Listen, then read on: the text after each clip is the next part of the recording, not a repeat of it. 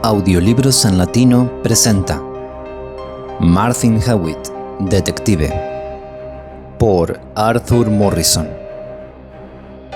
El misterio del Garfio.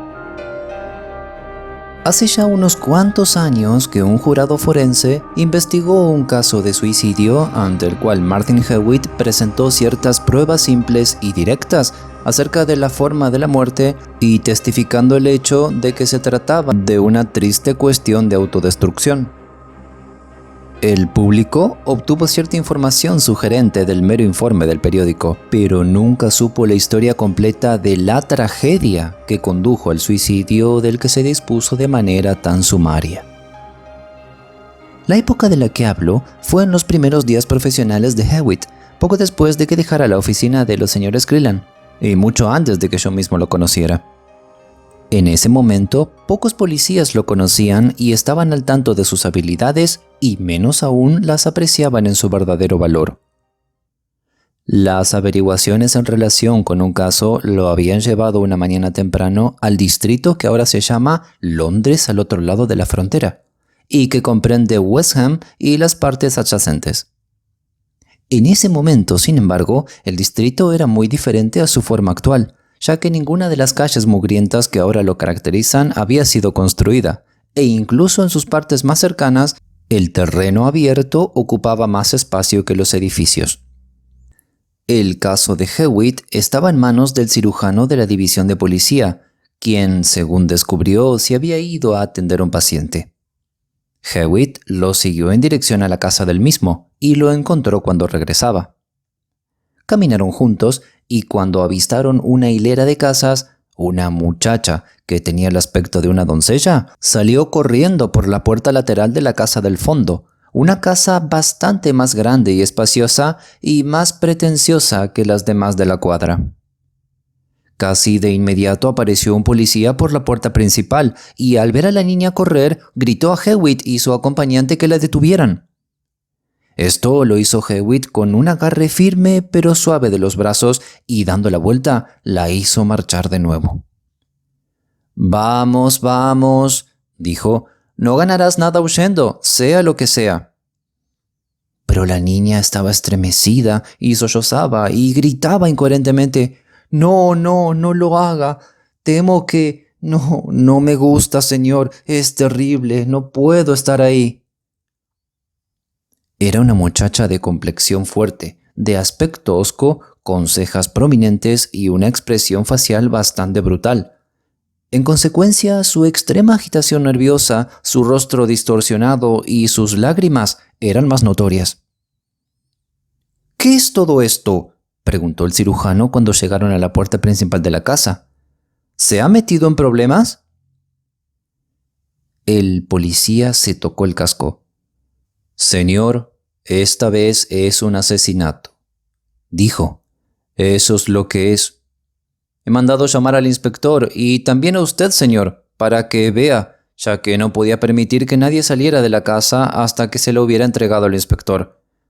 Venga», añadió a la muchacha al verla dentro. «¿Dónde está el cuerpo?», preguntó el cirujano. «Primer piso al frente, señor, en el dormitorio sala de estar. El capitán del barco, según me han dicho. Mire su garganta». «Venga», dijo el cirujano mientras se preparaba para subir las escaleras. «Será mejor que usted también suba, señor Hewitt. Puede encontrar algo que le ayude si se trata de un caso difícil». Juntos entraron en la habitación y, de hecho, la vista era de un tipo del que cualquier sirvienta podría ser disculpada por huir. Entre la mesa central y la chimenea yacía el cuerpo, completamente vestido, y toda la habitación estaba en un gran estado de confusión, cajones tirados con el contenido derramado, cajas abiertas y papeles esparcidos por todas partes. Sobre la mesa había una botella y un vaso. «Robo, evidentemente», dijo el cirujano mientras se inclinaba a su tarea. «Mire, los bolsillos están todos vacíos y en parte sobresalen en la parte superior. El reloj y la cadena han sido arrancados, dejando el eslabón giratorio en el ojal». «Sí», respondió Hewitt, «así es». Había echado un vistazo rápido a la habitación y ahora estaba examinando la estufa, registrándola con mucha atención. Cerró la trampilla encima y empujó la puerta de la habitación. Luego, con mucho cuidado y con la ayuda de la punta de una pluma que estaba sobre la mesa, movió los restos carbonizados de 1 o 2 pedazos de papel de las frías cenizas a la pala del fuego. Los llevó al aparador más cerca de la luz de la ventana y los examinó minuciosamente, tomando algunas notas en su cartera. Y luego, quitando la pantalla de vidrio de un adorno en la repisa de la chimenea, los colocó sobre ellos. «Hay algo que puede ser de alguna utilidad para la policía», comentó. «O tal vez no, según sea el caso. De todos modos, ahí está, a salvo de corrientes de aire si lo quieren. No hay nada distinguible en una de ellas, pero creo que la otra ha sido un cheque». El cirujano había concluido su primer examen rápido y se puso de pie. «Un corte muy profundo», dijo, «y hecho por detrás, creo, mientras estaba sentado en su silla. La muerte fue instantánea, sin duda, y lleva muerto 7 u 8 horas, diría yo. No durmió en la cama, como ve». «El cuchillo», agregó Hewitt, «¿ya no está o está escondido?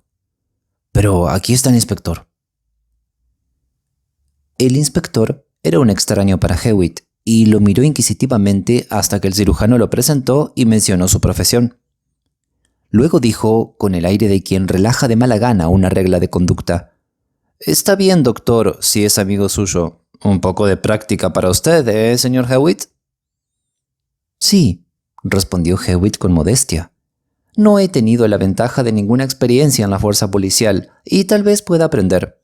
Quizá también pueda ayudarle». Esto no pareció parecerle al inspector una probabilidad muy iluminadora, así que se acercó al descansillo y ordenó al policía que hiciera su informe completo. Había traído a otro hombre con él, que se hizo cargo de la puerta. A estas alturas, por muy escasamente poblado que estuviera el barrio, los muchachos habían comenzado a reunirse afuera. La historia del policía era simple. Mientras pasaba en su ronda, lo habían llamado 3 mujeres, que tenían una escalera liviana plantada contra el alféizar de la ventana de la habitación. Temían que algo andaba mal con el ocupante de la habitación, dijeron, ya que no podían hacerle oír, y su puerta estaba cerrada. Por lo tanto, habían traído la escalera para mirar por la ventana, pero ahora cada uno temía ir a mirar. ¿Lo haría él, el policía? Subió a la escalera, miró por la ventana y vio lo que aún era visible. Luego, a petición urgente de las mujeres, entró en la casa, rompió la puerta y encontró el cuerpo muerto y frío. Se lo había dicho a las mujeres de inmediato y les había advertido de la manera habitual que cualquier declaración que estuvieran dispuestas a ofrecer sería anotada y utilizada como prueba. La casera, que era viuda y dijo que se llamaba señora Beckel, dijo que el nombre del muerto era Abel Pulling y que era un capitán del servicio mercante, que había ocupado la habitación como huésped desde finales de la semana pasada solamente, cuando había regresado de un viaje. Hasta donde ella sabía, ningún extraño había estado en la casa desde la última vez que vio a Pulling con vida la noche anterior, y la única persona que vivía en la casa que había salido desde entonces era el señor Foster, también un marinero, quien había sido compañero, pero durante algún tiempo no había tenido barco. Había salido 1 hora más o menos antes de que se hiciera el descubrimiento, más temprano que de costumbre y sin desayunar.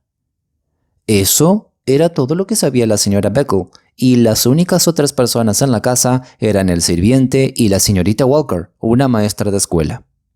No sabía nada, pero la señorita Walker estaba muy ansiosa porque se le permitiera ir a su escuela, lo que por supuesto él no había permitido hasta que llegó el inspector. «Está bien», dijo el inspector. «¿Y estás seguro de que la puerta estaba cerrada con llave?» «Sí, señor. Rápidamente lo vi». «¿Llave puesta en la cerradura?» «No, señor. No he visto ninguna llave». «¿Ventana cerrada tal como está ahora?» «Sí, señor. No se ha tocado nada». El inspector se acercó a las ventanas y la abrió. Era una ventana abatible con marco de madera, cerrada con el habitual pestillo giratorio en el lateral, con una pesada manija de arco. Solo miró hacia afuera y luego giró la ventana descuidadamente sobre sus bisagras. El pestillo, sin embargo, funcionó tan libremente que la manija cayó y golpeó contra el marco de la ventana cuando se dio la vuelta. Hewitt vio esto y cerró la ventana correctamente después de una mirada al alféizar. El inspector hizo un examen rápido de la ropa del cuerpo y luego dijo: «¿Es algo singular este tema de la llave? La puerta se cerró rápidamente, pero no se ve ninguna llave dentro de la habitación. Parece que debe haber estado cerrado desde el exterior». «Tal vez», sugirió Hewitt, «otras llaves en este rellano encajan en la cerradura. Suele ser el caso en este tipo de casas». «Así es», admitió el inspector con aire de alumno alentador. «Ya veremos». Cruzaron el rellano hasta la puerta más cercana. Tenía un pequeño escudo redondo de latón, aparentemente colocado allí recientemente. «Cerradura Yale», dijo el inspector. «Eso no es bueno». Fueron a la tercera puerta, que estaba entreabierta. «Parece ser la habitación del señor Foster», comentó el inspector. «Aquí está la llave dentro». La llevaron al otro lado del rellano y la probaron. Encajaba en la cerradura del capitán Pulling con precisión y facilidad.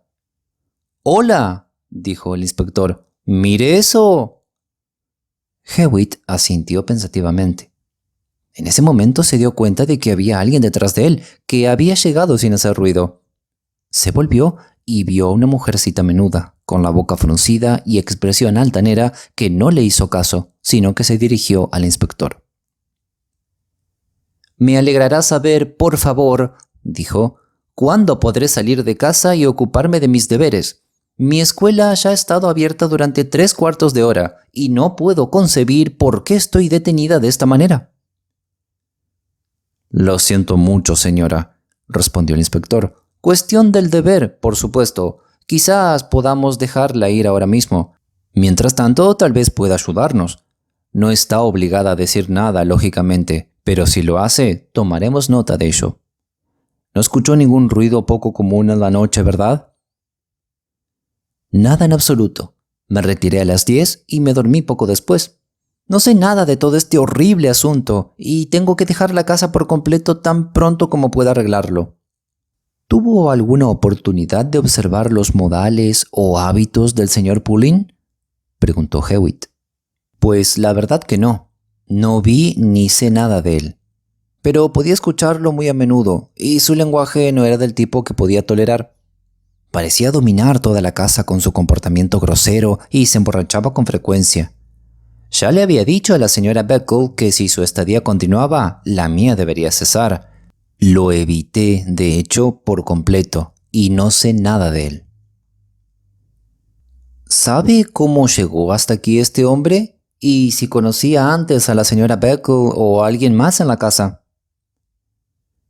«Eso tampoco se lo puedo decir, pero creo que la señora Beckle lo sabía todo sobre él. De hecho, a veces he pensado que había alguna conexión misteriosa entre ellos, aunque no puedo decir por qué. Desde luego, no puedo entender que una casera mantenga a un huésped tan problemático». «Y seguramente ha podido observar un poco más al señor Foster, ¿no?». «Bueno, sí. Ha estado aquí mucho más tiempo. Desde luego, era más soportable que el capitán Pulling, aunque no siempre estaba sobrio. Los dos no se querían, me parece». Allí, el inspector aguzó las orejas. «Ellos no se querían, dice usted, señora. ¿Por qué fue eso?». «Oh, realmente no lo sé. Me imagino que el señor Foster quería pedirle dinero prestado o algo así. Solía decir que el capitán Pulling tenía mucho dinero y que una vez había hundido un barco a propósito, aunque no sé si esa afirmación es verdadera». Hewitt la miró fijamente. «¿Alguna vez lo ha oído llamar capitán Pulling del Egret?», preguntó. «No, nunca escuché el nombre de ningún barco». «Solo hay una cosa, señorita Walker», dijo el inspector, «en la que me temo que debo insistir antes de que me vaya. Es solo una cuestión de formas, por supuesto, pero debo pedirle que me deje mirar alrededor de su habitación y no la molestaré más. La señorita Walker sacudió la cabeza. Muy bien, entonces, dijo volviéndose hacia la puerta con la cerradura Shell y sacando la llave. Ahí está. Y ella abrió la puerta. El inspector entró y echó un vistazo superficial a su alrededor. Muchas gracias, señorita, dijo. Lamento haberla retenido. Creo que puede irse ahora, señorita Walker. Supongo que no se irá de aquí hoy por completo. No, me temo que no puedo. Buenos días. Cuando desapareció al pie de las escaleras, el inspector comentó en un tono jocoso: No es necesario que se preocupe por ella. Ella no es lo suficientemente fuerte para cortar la garganta de una gallina. Justo en ese momento apareció de nuevo la señorita Walker e intentó tomar su paraguas del soporte, uno alto y pesado de roble. Los costados, sin embargo, se habían atascado entre el soporte y la pared, así que la señorita Walker, con una mano, levantó tranquilamente el soporte y soltó el paraguas con la otra.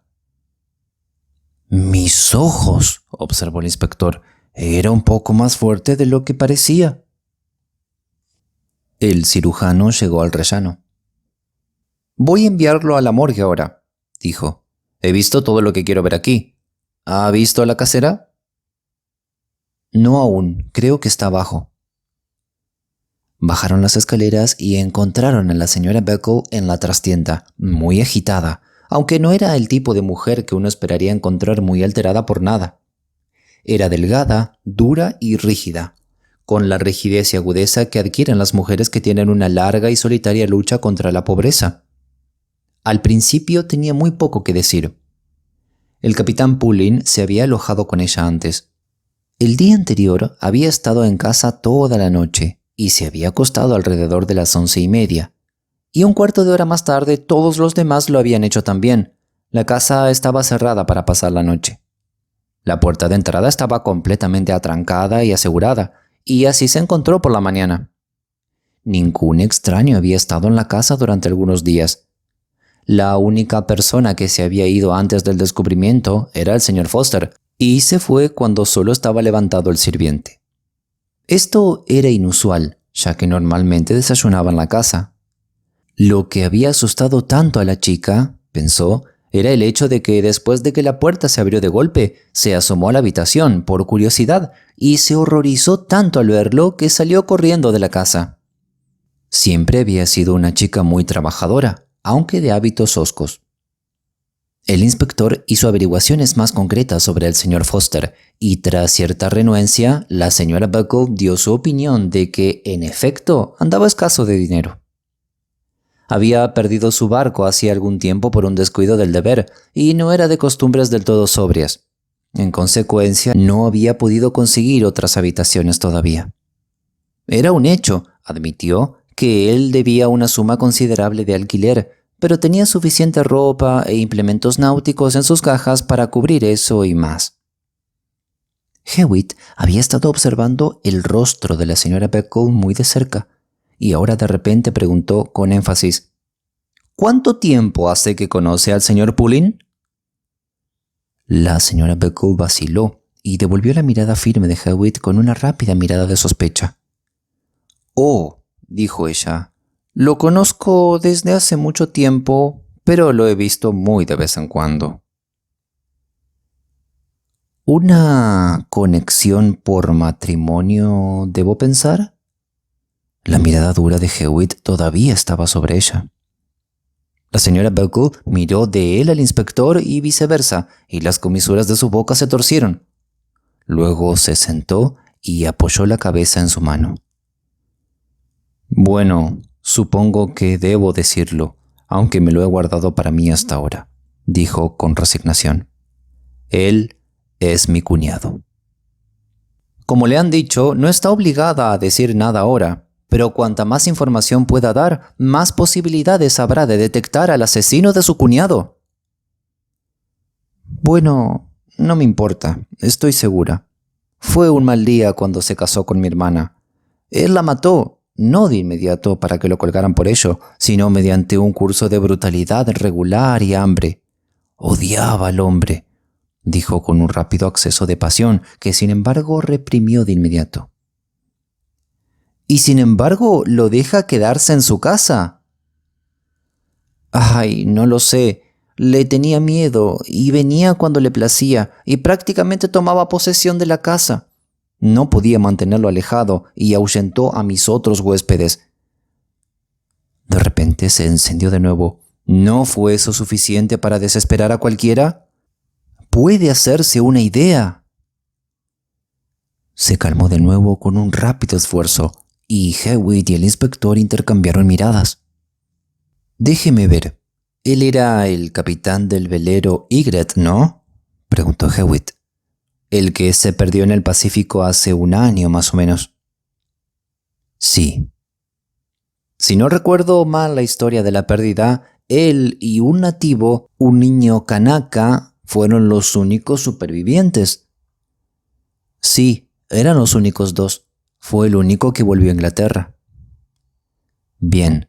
Y había rumores, creo, de que después de todo no era del todo un perdedor por ese accidente. Ojo, solo digo que había rumores. Puede que no haya nada de ello. Sí, respondió la señora Buckle. Lo sé todo. Dijeron que el barco había sido naufragado a propósito, por el bien del seguro. Pero no había nada de cierto en eso, sino ¿por qué pagaron los aseguradores? Y además, por lo que sé en privado, no pudo haber sido nunca así. Abel Pulín era un sinvergüenza bastante temerario, lo sé, pero se habría cuidado mucho de que le pagaran bien por cualquier villanía de ese tipo. Sí, por supuesto. Pero se sugirió que lo era. No, nada de eso. Vino aquí como de costumbre, tan pronto como llegó a casa, y hasta que consiguió otro barco no tenía ni un centavo. Tuve que mantenerlo, así que lo sé, y estuvo sobrio casi todo el tiempo por falta de dinero. ¿Piensa usted que si las habladurías fueran ciertas, se hubiera quedado así sin sacar dinero de los dueños, sus cómplices, y por lo menos haciéndoles darle otro barco?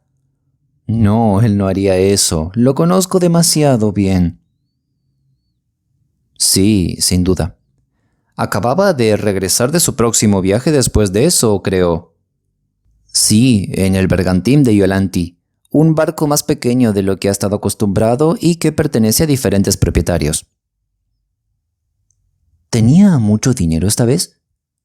No, se había comprado un reloj de oro y una cadena en el extranjero, y tenía un anillo y algunas libras en dinero y algunos instrumentos.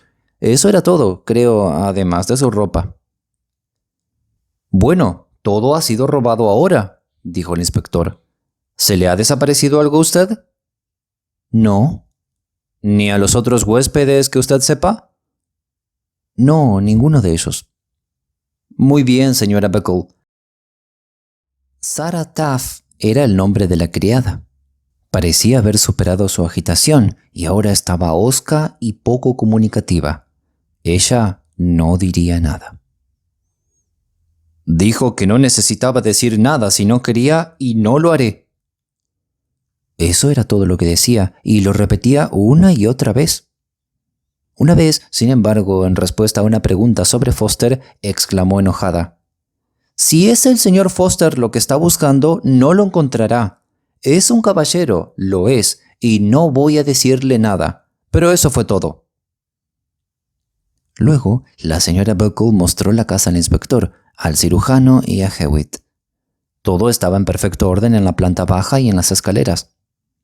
Las escaleras, al parecer, habían sido barridas antes de que se hiciera el descubrimiento. Sin embargo, Hewitt y el inspector las examinaron minuciosamente. El último piso constaba de solo 2 habitaciones pequeñas, utilizadas como dormitorios para la señora Buckle y Sarah Taff, respectivamente. No faltaba nada y todo estaba en orden allí. El piso intermedio contenía la habitación del muerto, la de la señorita Walker y la de Foster.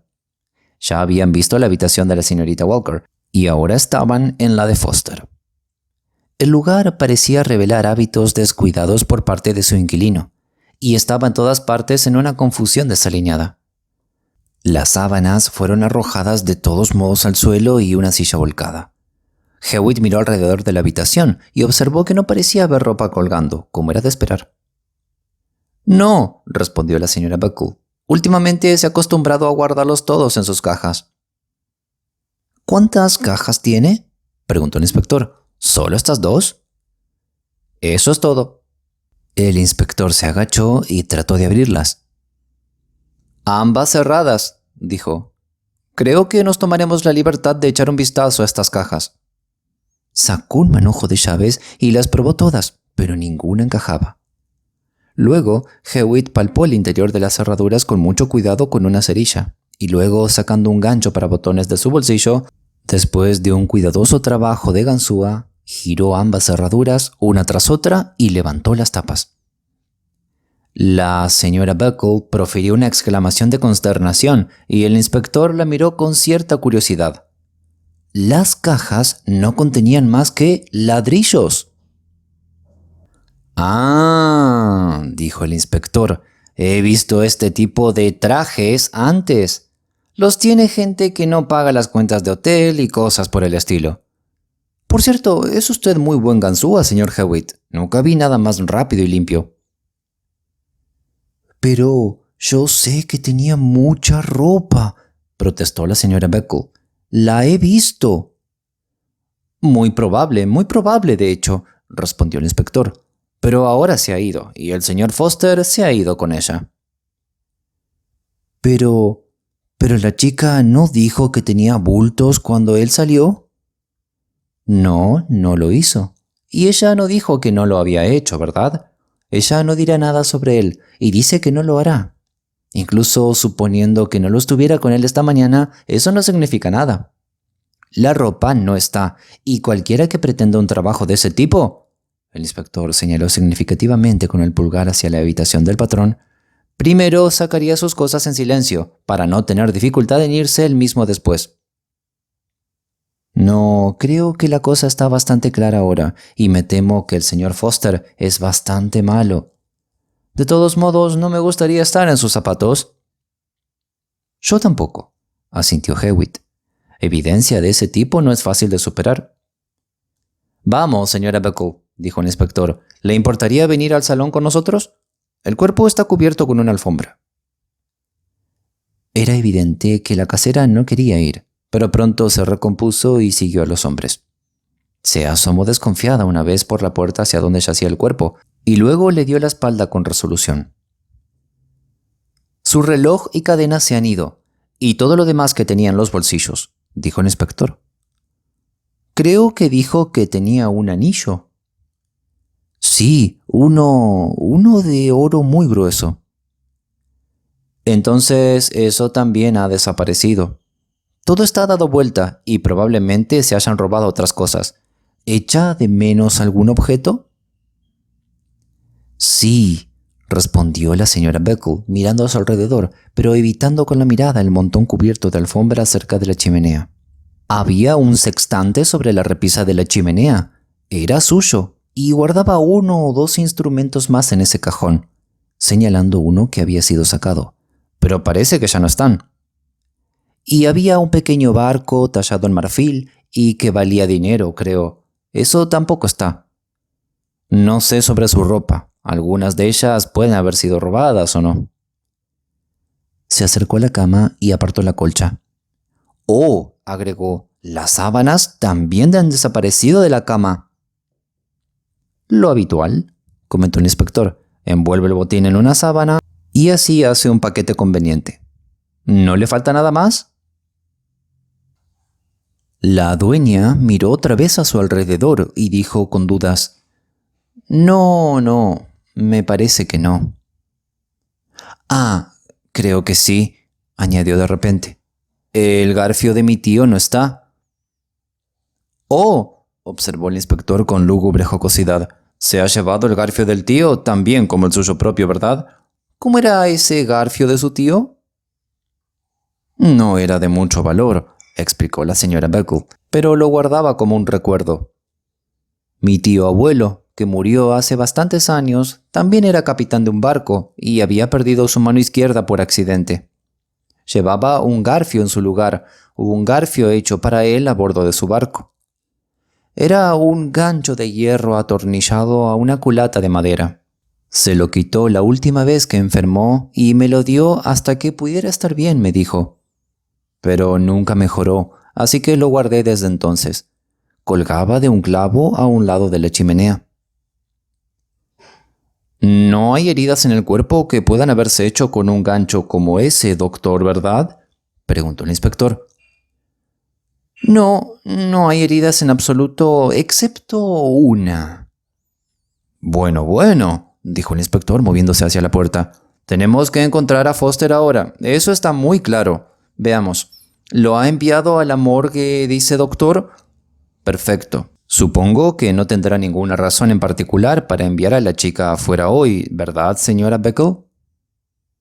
Puedo quedarme con ella, no hay problema, respondió la dueña. Bien, entonces manténgala dentro, ¿quiere? No debemos perderla de vista.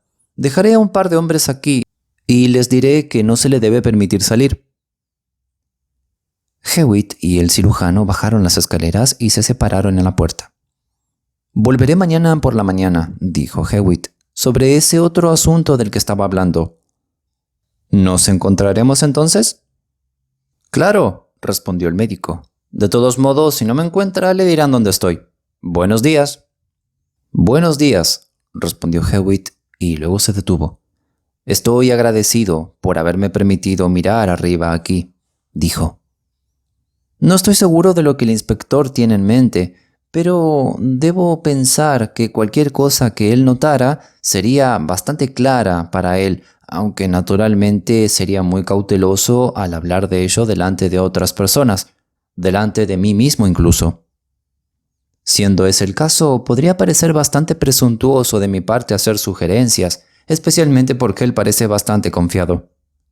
Pero si ahora tiene la oportunidad de darle una pista, podría llamar su atención especialmente sobre dos cosas: el papel carbonizado que saqué de la chimenea y el garfio que falta. Me parece que hay mucho en eso. Tendré 1 hora o 2 para mí, espero, esta tarde, y haré una pequeña investigación o 2 por mi cuenta en la ciudad. Si sale algo limpio de ello, se lo haré saber mañana cuando lo vea. Muy bien, lo espero entonces. Adiós. Hewitt no fue directamente de la casa a la estación de tren. Dio 1 o 2 vueltas alrededor del barrio y miró cada uno de los caminos que salían de entre las casas a través de los campos pantanosos circundantes. Luego tomó el camino de la estación. Unos 100 metros más adelante, el camino llegaba a una zanja profunda y fangosa con un alto seto detrás, y luego permanecía junto a la zanja durante una pequeña distancia antes de cruzarla. Hewitt se detuvo y miró pensativo a la zanja por unos momentos antes de continuar. Luego siguió su camino rápidamente. Los periódicos de esa noche estaban llenos de entusiasmo con el misterioso asesinato del capitán de un barco en West Ham, y en los periódicos de la mañana siguiente se anunció que Henry Foster, un marinero y últimamente compañero de un barco mercante, había sido arrestado en relación con el crimen. Esa mañana, Hewitt llegó temprano a la casa del cirujano. El doctor estaba dentro y lo hizo pasar de inmediato. Una vez que se pusieron al día con los últimos detalles, Hewitt se enteró del arresto de Foster. El hombre en realidad regresó por su propia voluntad en la tarde, dijo el cirujano. Ciertamente estaba borracho, pero eso parece una cosa bastante imprudente, incluso para un hombre borracho. Una cosa bastante curiosa fue que preguntó por Pulling nada más llegar e insistió en ir a pedirle prestado medio soberano. Por supuesto, lo detuvieron de inmediato y lo acusaron, y eso pareció tranquilizarlo muy rápidamente. Pareció aturdido por un momento, y luego, cuando se dio cuenta de la posición en la que estaba, se negó a decir una palabra. Lo vi en la estación. Ciertamente había estado bebiendo mucho, pero una cosa curiosa era que no tenía un centavo de dinero encima. Pronto se deshizo de todo, de todos modos. ¿Le dijo algo el inspector sobre las cosas que le mencioné? Sí, pero él no parecía pensar mucho en ello. Echó un vistazo al papel carbonizado y observó que una pieza evidentemente había sido un cheque del Eastern Consolidated Bank, pero en la otra no pudo ver ningún tipo de señal. En cuanto al garfio, parece que lo tomó para sujetar el nudo del bulto, para llevarlo más fácilmente. Bien, dijo Hewitt. Creo que le mencioné ayer que debería hacer 1 o 2 consultas por mí mismo. Y pues lo hice. Hice esas averiguaciones y ahora creo que puedo ayudar al inspector. ¿Cuál es su nombre, por cierto? Truscott. Es un tipo muy bueno, de verdad. Muy bien. ¿Lo encontraré en la estación? Probablemente, a menos que esté fuera de servicio. Pero no lo sé.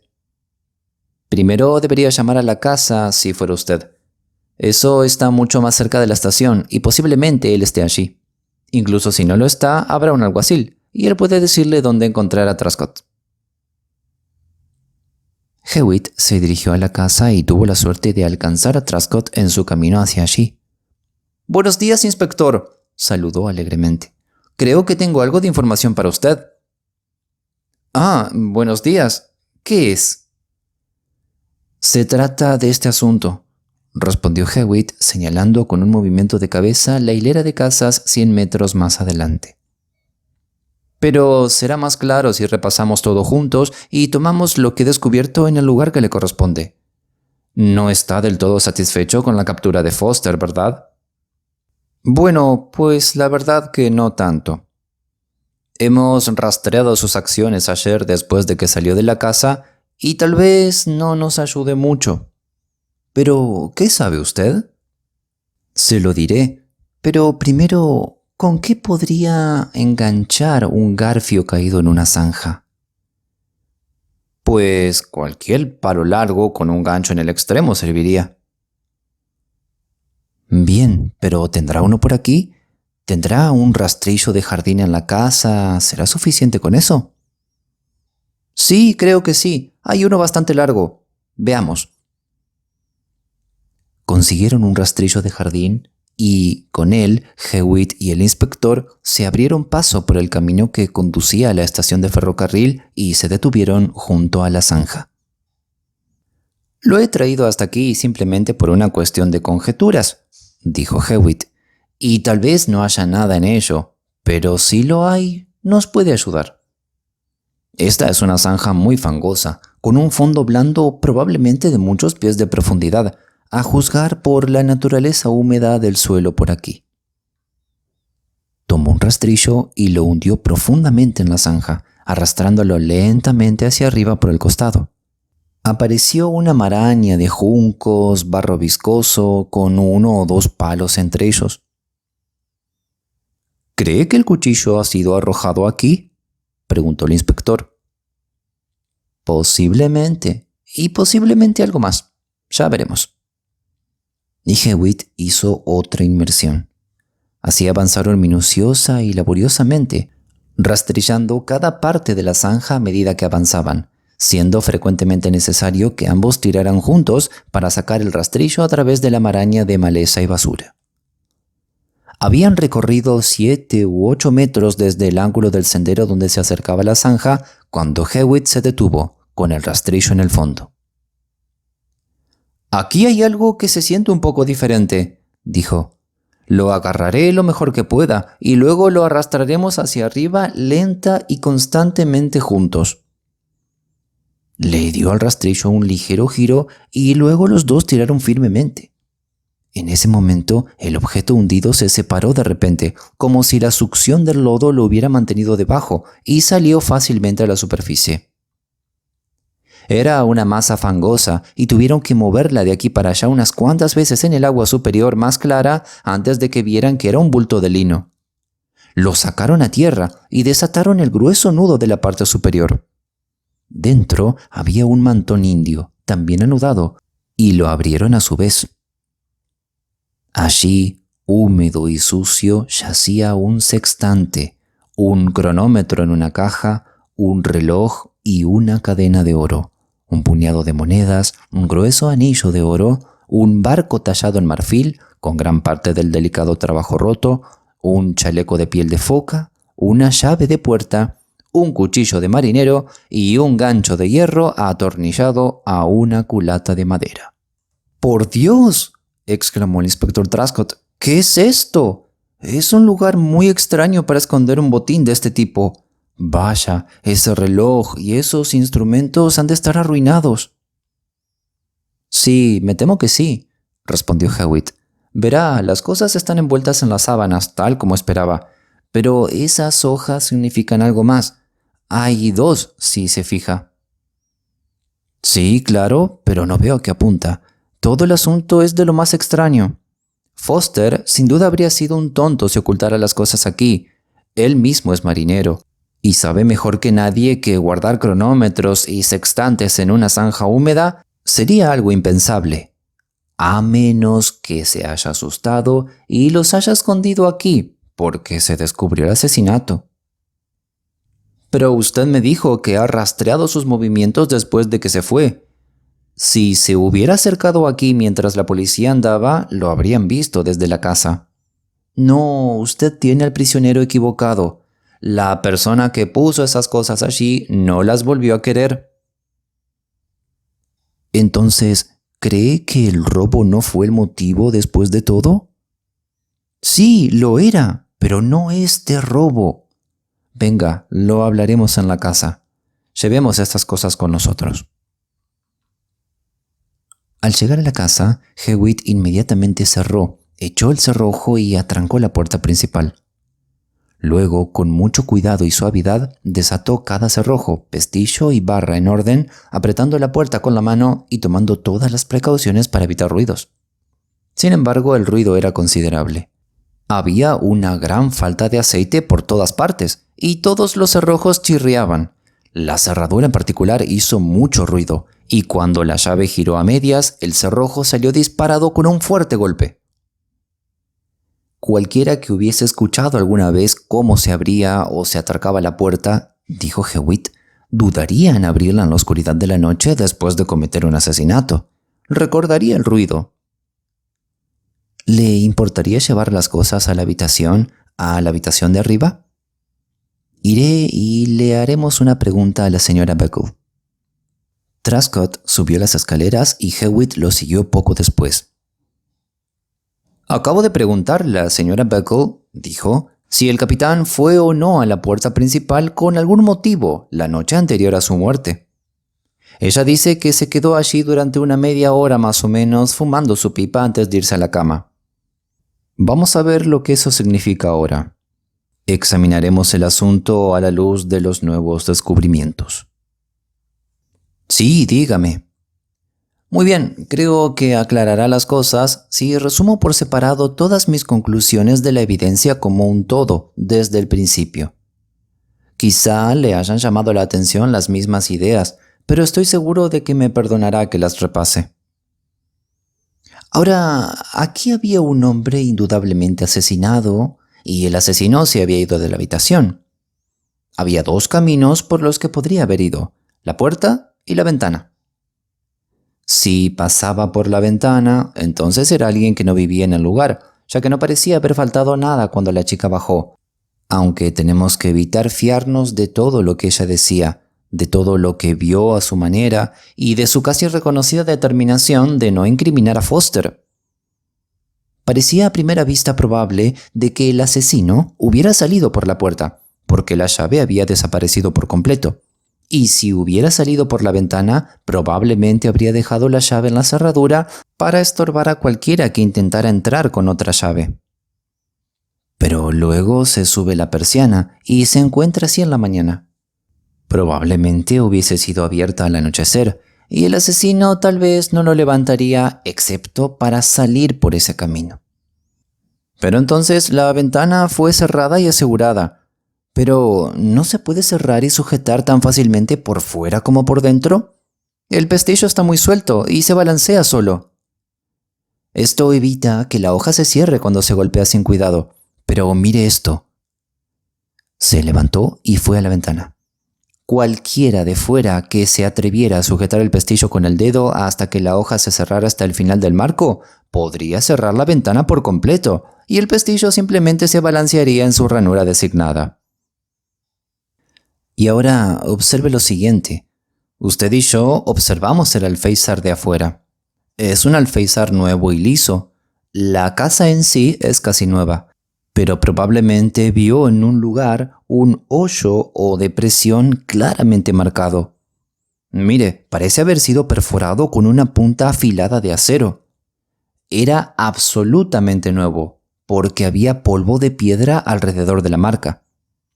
Desde entonces el viento se ha llevado el polvo, pero si un hombre hubiera descendido de ese alféizar por medio de una cuerda con un gancho en el extremo, ese sería el tipo de marca que esperaría dejar atrás. De modo que, en cualquier caso, la probabilidad más certera era que el asesino se había marchado por la ventana. Pero hay otra cosa que lo confirma. Recordará que cuando la señora Beckle mencionó que las sábanas habían desaparecido de la cama, llegó a la conclusión de que se las había llevado para llevar al botín. Sí, y así era, como hemos visto en el bulto. Claro, pero ¿por qué ambas sábanas? Una hubiese sido suficiente. Y ya que alude al bulto, ¿por qué tanto las sábanas como el mantón indio? Esto último, por cierto, es algo que la señora Beckle parece no haber pasado por alto en la confusión, o tal vez no sabía que Pullen lo poseía. ¿Por qué todos estos envoltorios? Y además, ¿por qué el garfio? La suposición es clara. El bulto ya estaba hecho con el chal indio y no necesitaba más envoltura. Las dos sábanas eran para atarlas juntas y permitir que el criminal descendiera de la ventana, y el garfio era precisamente lo que sujetaba esta cuerda en la parte superior. No era necesario atarlo a nada y no impediría que se cerrara la ventana detrás. Además, cuando se hubiera hecho el descenso, una simple sacudida de la cuerda de sábanas soltaba el anzuelo y se bajaba, sin dejar evidencia de la fuga, excepto la marca en el alféizar, que era muy pequeña. Por otra parte, no se escuchó ningún ruido o lucha. Pullen, como pude ver, era un hombre fuerte y duro. No era probable que permitiera que lo atacaran sin ningún problema. Por lo tanto, el asesino debe haber entrado en la habitación sin que él lo supiera, algo poco probable, ya que él no se había ido a la cama, o debía de haber estado allí con su permiso y debió haberlo tomado por sorpresa repentina. Y ahora llegamos al meollo del asunto. De los dos papeles quemados en la chimenea, lo ha guardado muy bien por lo que veo. Uno no tenía ni rastro de la escritura que había en él. Muchas tintas y papeles no los tienen después de haber sido quemados. Pero el otro mostraba claramente signos de haber sido un cheque. Ahora, si lo observamos, vemos que el cuerpo principal del papel se ha quemado hasta convertirse en algo gris oscuro, casi negro. Pero las partes impresas del cheque, es decir, las impresas en tintas de colores, son de un gris mucho más pálido, un color ceniza bastante claro. Ese es el color al que se quema la mayor parte de la tinta rosa que se usa para imprimir cheques, como usted mismo puede comprobar fácilmente con un cheque antiguo del tipo que se imprime a partir de una placa fina con tinta rosa en solución de agua. La tinta negra, por otra parte, como la que está impresa en el número del cheque, tiene un color negro carbonizado, y unos ojos agudos la distinguen bastante bien del gris oscuro general del papel. Lamentablemente, el pedazo de cheque está bastante roto y falta la parte que contiene la firma. Pero uno puede ver claramente en letras de imprenta grandes parte de la línea impresa en negrita, el nombre del banco. Las letras que podemos ver son ERNCONSO, y eso tiene que significar el Eastern Consolidated Bank. Sí, por supuesto que lo hice. Afortunadamente, todo el número del cheque está intacto. Es BK63777. Tomé nota de eso, así como de los otros detalles distinguibles. Es pagadero a Pullen, porque aquí está la segunda mitad de su nombre de pila, Abel, y las primeras letras de Pullen. Luego, en la línea donde se escribe la cantidad de forma extensa, están las letras USA, NDIP. Claramente era un cheque grande, por miles. En la parte inferior, donde se coloca la cantidad en cifras, hay una mala ruptura, pero la primera cifra es un 2. El cheque entonces era uno por 2.000 libras por lo menos. Y hay una cosa más. El trozo de cheque carbonizado está intacto casi en todo el derredor y no hay señales de cruce, de modo que aquí hay un cheque abierto para cualquier ladrón que podría cobrarlo con un poco de cuidado. Eso es todo lo que podemos ver, pero es demasiado, me parece. Ahora bien, ¿quemaría un ladrón este cheque al cometer un asesinato por el bien del botín? ¿Lo quemaría Pulling, a quien se le iba a pagar el dinero? Yo creo que no.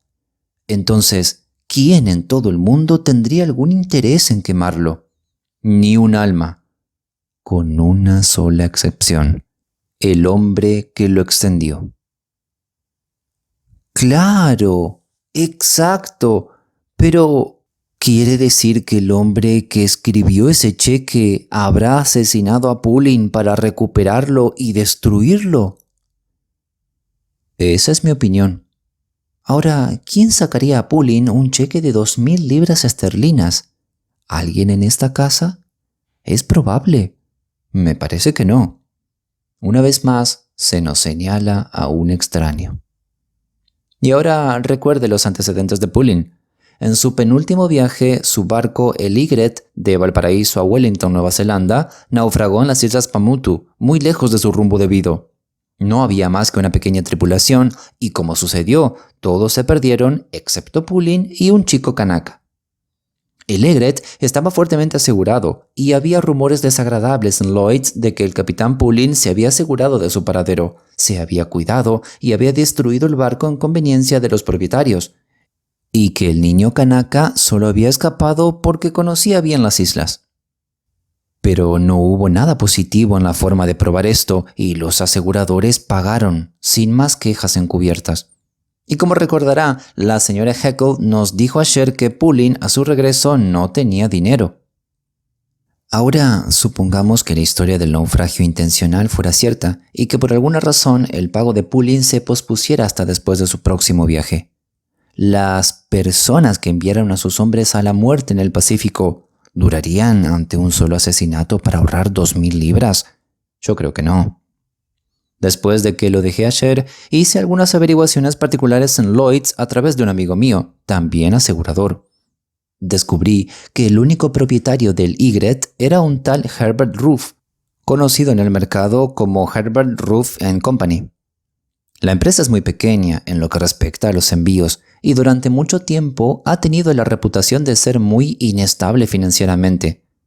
De hecho, en Lloyd's se hablaba corrientemente de que nada más que el naufragio del Ygritte salvó a Roof de la corte de bancarrotas, y se supone que ahora está colgado de las pestañas, como dice mi amigo, con muy poco margen para decidir, mantenerlo en marcha y en un estado continuo de tocar e ir entre sus lados de débito y crédito. En cuanto a los rumores sobre el abandono deliberado del Ygritte, mi amigo me aseguró que el asunto era tan cierto como podía serlo, salvo por pruebas legales. Había algo engañoso en el cargamento, y en general era un asunto oscuro. Y para completar, me dijo que los banqueros de Herbert Roof & Company eran el Eastern Consolidated. Uf, esto se está poniendo terrible, debo decirle, señor Hewitt. Sí, pero espere un minuto, que le cuento más cosas. Mi amigo me ayudó con más información. Le conté toda la historia en confianza, por supuesto, y él accedió a ayudarme. Por sugerencia mía, fue al gerente del Eastern Consolidated Bank, a quien conocía personalmente, y le dijo que entre un montón de cheques uno había sido roto y el pedazo faltante destruido. Esto era completamente cierto, excepto en lo que respecta al montón. Una pequeña ficción que confío en que mi amigo puede perdonar. El cheque, dijo, estaba en el Eastern Consolidated y su número era BK63777. ¿Le importaría al gerente decirle cuál de sus clientes tenía el talonario de cheques del cual había sido tomado? El rastro del origen del cheque se había perdido por completo y le ahorraría muchos problemas si el banco pudiera informarle. El gerente dijo que sí, que iba a preguntar. Lo hizo y un empleado entró en la habitación con la información de que el cheque número BK63777 era de un libro en posesión de los señores Herbert Roofing Company. El inspector se levantó emocionado de su silla. «¡Vamos!», dijo, «tenemos que seguir este rastro. No debemos perder el tiempo. No se sabe a dónde pudo haber llegado este roof». «Un poco más de paciencia», dijo Hewitt. «No creo que haya mucha dificultad para encontrarlo. Él piensa que está a salvo». Tan pronto como mi amigo me contó lo que había dicho el gerente del banco, fui a la oficina de Roof para averiguar su paradero, preparado con una excusa para la entrevista en caso de que lo encontrara dentro. Era más bien una oficina pequeña sobre una tienda de Lenhall Street. Cuando pregunté por el señor Roof, el empleado me informó que estaba en casa confinado en su habitación por un fuerte resfriado y que no había estado en la oficina desde el martes, el día siguiente de que se hubiese descubierto el cuerpo. Yo me mostré decepcionado y le pregunté si podía enviarle un mensaje. «Sí, podría», me dijo el empleado. Se le enviaban todas las cartas y él enviaba diariamente instrucciones comerciales a la oficina desde Chadwell Heath. Vi que la dirección se había deslizado inadvertidamente en la boca del secretario, ya que es una regla general, lo sé, en las oficinas de la ciudad, mantener las direcciones de los directores fuera del alcance de las visitas casuales. Así que no dije nada más, sino que me contenté con la información que tenía. Aproveché la primera oportunidad de buscar en un directorio suburbano y luego encontré el nombre de la casa del señor Roof en Chadwell Heath. Era Scarby Lodge. «Entonces debo marcharme de inmediato», dijo Truscott, «y hacer averiguaciones cuidadosas sobre sus movimientos. Y esas cenizas, bendita sea mi alma, son tan preciosas como diamantes ahora. ¿Cómo evitaremos que se dañen?» «Oh, pues con un par de lentes se podrá ver todo, me imagino». «Pero espere un momento, repasemos las cosas a fondo. Repasaré rápidamente lo que sugiero que sucedió entre Roof y Pulling y usted me detendrá si ve algún defecto en esta explicación. Lo mejor es dejar nuestras impresiones claras y definidas. Ahora, supongamos que Ligret se ha perdido y Pulling ha vuelto a casa para reclamar la recompensa de su infamia. Supondremos que son 2.000 libras esterlinas. Va a Roof y se lo exige.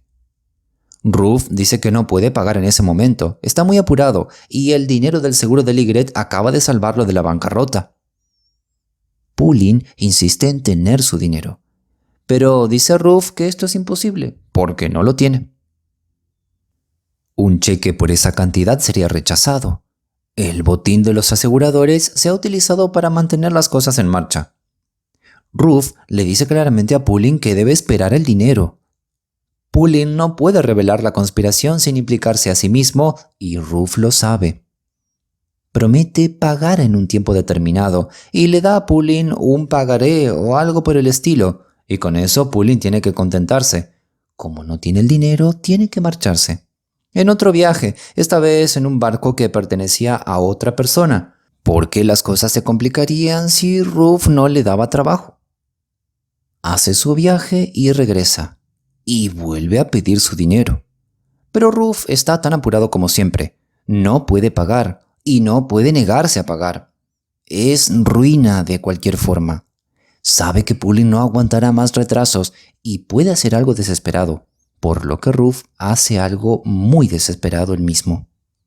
Le dice a Pulling que no debe llamar a su oficina ni que nadie los vea juntos en ninguna parte por temor a sospechas. Sugiere que él, Roof, debe visitar el alojamiento de Pulling tarde una noche y llevar el dinero consigo. Y Pulling lo deja entrar él mismo para que nadie más en la casa lo vea. Pulling pues consiente y por lo tanto ayuda a ocultar su propio asesinato. Está de pie en la puerta principal fumando su pipa. Recuerda que la señora Beckles se lo dijo, esperando a Ruth. Cuando llega Ruth, Pauline lo lleva muy silenciosamente a su habitación sin llamar la atención.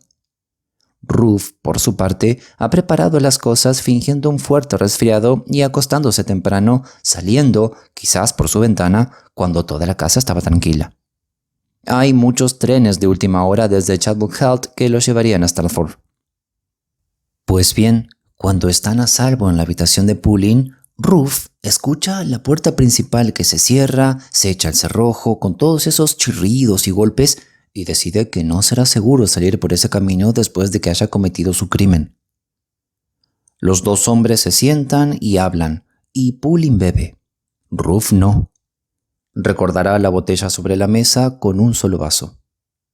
Ruth produce y escribe un cheque por 2,000 libras, y Pauline le devuelve el pagaré, que Ruth quema. Este sería el más bajo de los dos papeles carbonizados que tenemos ahí con el otro, pero que no podemos leer. Entonces se produce el crimen. Quizás Pauline bebe demasiado, quizás se adormece, nunca lo sabremos, a menos que Ruth confiese circunstancialmente. En cualquier caso, Ruth se coloca detrás de él y utiliza ese afilado cuchillo de marinero. De inmediato, el capitán está muerto a sus pies. Luego, Ruth recupera el cheque y lo quema. Después de eso, saquea toda la habitación. Teme que pueda haber pruebas documentales, cartas sin protección o algo por el estilo que al ser examinadas puedan arrojar algo de luz sobre el caso Ygritte. No hay nada. Luego emprende su huida. Tiene toda la noche por delante y para hacer que la cosa parezca un asesinato por un botín ordinario y al mismo tiempo dar cuenta de una habitación dada vuelta, le quita todos los objetos de valor al muerto, atados en ese chal. Ve el garfio, justo lo que necesita, y toma las sábanas que son un sustituto obvio de una cuerda. Quita la llave de la puerta para que parezca probable que alguien dentro de la casa haya sido el criminal y luego simplemente se va por la ventana como ya le he explicado. A las 5:45 saldría un tren a Chadwick Heath y eso lo llevaría a casa lo suficientemente temprano como para permitirle regresar a su dormitorio sin ser visto. Después de eso, mantiene sabiamente la pretensión de estar enfermo durante 1 o 2 días. Supuse que las cosas que se llevaron estarían en esa zanja, por razones muy simples. Miré alrededor de la casa y la zanja parecía el único escondite disponible cerca. Más aún, estaba de camino a la estación, la dirección que obviamente tomaría Ruth. Aprovecharía la primera oportunidad de deshacerse de su carga, por todas las razones posibles. Era una gran molestia para llevar. No podría explicárselo a nadie si se lo preguntaban. Como esperaba bastante, mi suposición fue correcta. El comportamiento de algunas de las personas en la casa podría haber sido sospechoso si no hubiera tenido una pista tan fuerte en mi mano que conducía en otra dirección. Foster, pobre hombre, probablemente ha empeñado toda su ropa, una tras otra, y ha puesto esos ladrillos en sus cajas para ocultar el hecho, para que la señora Beckles no lo rechace. Le debía tanto que al final no tuvo valor para ir a desayunar cuando no tenía dinero para pagarlo. Salió temprano, se reunió con amigos, tomó tragos y volvió borracho. La señora Taft, naturalmente, huyó de la horrible vista de esa habitación, y probablemente Foster había sido amable con ella en algún momento, por lo que cuando descubrió que él era sospechoso, se negó a dar ninguna información. «Exacto», dijo el inspector. «Ciertamente parece encajar hasta en lo más mínimo toda su información». «Hay un gran futuro ante usted, señor Hewitt. Debería estar en la fuerza». «Pero ahora debo ir a Chadwick Heath. ¿Viene?»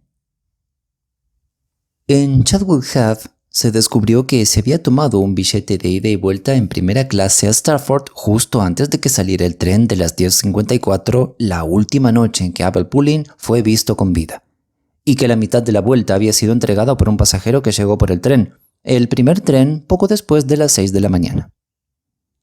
El maletero que tomó el boleto recordó la circunstancia, pues los boletos de primera clase eran escasos a esa hora de la mañana, pero no reconoció al pasajero que iba muy envuelto. «Pero creo que hay suficiente para un arresto sin orden judicial, de todos modos», dijo Truscott. Podremos caminar alrededor y recoger un poco más de evidencia después de esto. Me voy a Scarby Lodge. No puedo permitirme perder más tiempo. Fue una tontería tomar un boleto de primera clase de cualquier manera. Eso distingue a un hombre y fácilmente podría haber sido reconocido. Sin embargo, fue lo suficientemente inteligente como para no usar su boleto de temporada. Eso lo habría limpiado. Scarby Lodge era una casa bastante pretenciosa, situada en unas 3 hectáreas de terreno. El camino a la puerta principal estaba bien sombreado y se acordó que Truscott esperaría a un lado hasta que Hewitt enviara un mensaje solicitando ver al señor Ruff por un asunto urgente y que luego ambos deberían seguir al sirviente a su habitación. Así se hizo, y cuando la doncella estaba llamando a la puerta del dormitorio, se sorprendió al encontrar a Hewitt y al inspector de policía detrás de ella. Truscott abrió la puerta de inmediato y los dos entraron. Era una habitación grande y bien iluminada, y en el otro extremo un hombre estaba sentado en bata cerca de una mesa, sobre la cual había varios frascos de medicinas. Era un hombre aparentemente de unos 38 años, bien formado y de facciones afiladas. Frunció el ceño cuando Truscott y Hewitt entraron, pero no mostró ningún signo de emoción, tomando descuidadamente una de las pequeñas botellas de la mesa a su lado. «¿Qué quiere aquí?», él dijo. «Lamento ser tan poco ceremonioso, señor Ruff», dijo Truscott, avanzando por la larga habitación. «Pero soy oficial de policía y tengo el deber de arrestarlo por un cargo grave. Un cargo de asesinato en la persona de...» «¡Alto, señor! ¡Déjeme ver eso!». Pero fue demasiado tarde. Antes de que Truscott pudiera alcanzarlo, Ruff tragó el contenido de la pequeña botella y, tambaleándose una vez, cayó al suelo como si le hubieran disparado. Un leve olor a almendras amargas se elevó en el aire. Hewitt se inclinó sobre el hombre. «Muerto», dijo. «Muerto como Abel Pulling. Es ácido prúsico. Había dispuesto una acción instantánea si por casualidad el juego iba en su contra». Pero el inspector Truscott estaba preocupado. «Linda cosa», dijo, «que un prisionero se suicide frente a mis ojos. Será un trabajo desagradable para mí, me temo. Pero puede testificar que no tuve tiempo de acercarme a él, ¿no? No estaba preso en ese momento, porque yo no lo había arrestado, de hecho».